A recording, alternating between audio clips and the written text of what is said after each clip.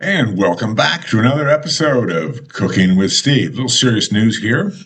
Try to explain some of the problems of the day. And I do see, I have some laundry behind me. It's laundry day. And if these sheets could talk, I could make a different kind of a channel. But again, we've got all the crazy news, people getting shot, people getting fired for cheering the people getting shot. And turns out it was a good Mormon boy that did the shooting. Explains why the shot landed. And of course, no surprise, some transgender affiliation there. But why is everyone going so crazy? I mean, Donald Trump.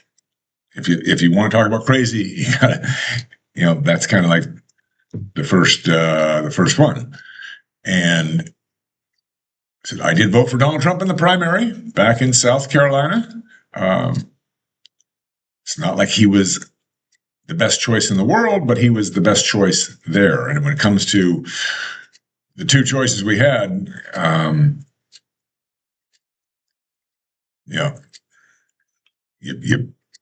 what is that? The lesser of two evils. And there's really nobody else in line in the Democratic Party to do anything of any use.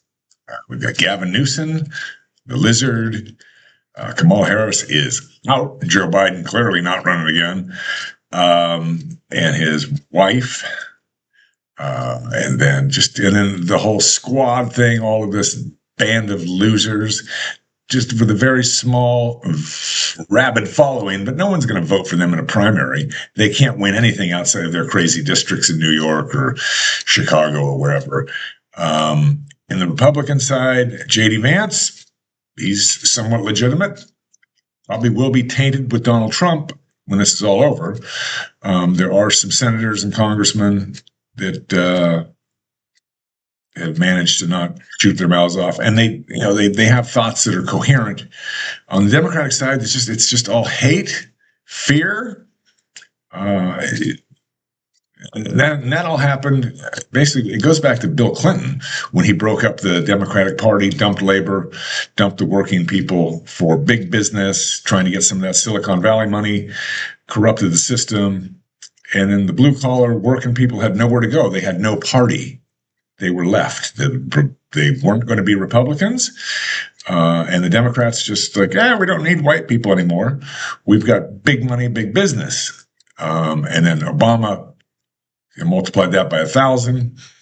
And they've just splintered into just crazy little fringe groups that their only thing in common is they hate Republicans.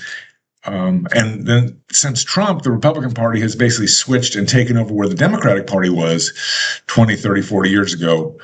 And so there is no Republican Party, conservative party, conserve, keep things the same, no radical changes. And keeping things the same, pretty good. The United States led the world out of World War II, changed the economy of the world, basically ended starvation. Although that's coming back. Food supplies were stable. Trade was stable. There was no world free trade before the United States took over the oceans after World War II, and allowed any country to trade with any other country as long as you were against the Soviet Union. We had a big navy that could patrol the oceans, rebuilt Europe, Asia, all that. But that's all kind of coming to an end. And Filipino friend of mine, who's of means, travels to the U.S. a lot. He said the United States is not even pretending to be the good guy anymore. It's Trump with all his crazy stuff. Got to say, he's fun to watch. A lot more fun than Ilhan Omar, except for that time when she married her brother to give him a visa. That was fun. And it's still fun to watch her talk about how that didn't really happen, even though it did happen, and she doesn't remember or whatever. But just crazy times. And how are we going to get through that? Well, that's what we're going to find out. Well, it's always good to stock up on food and ammunition.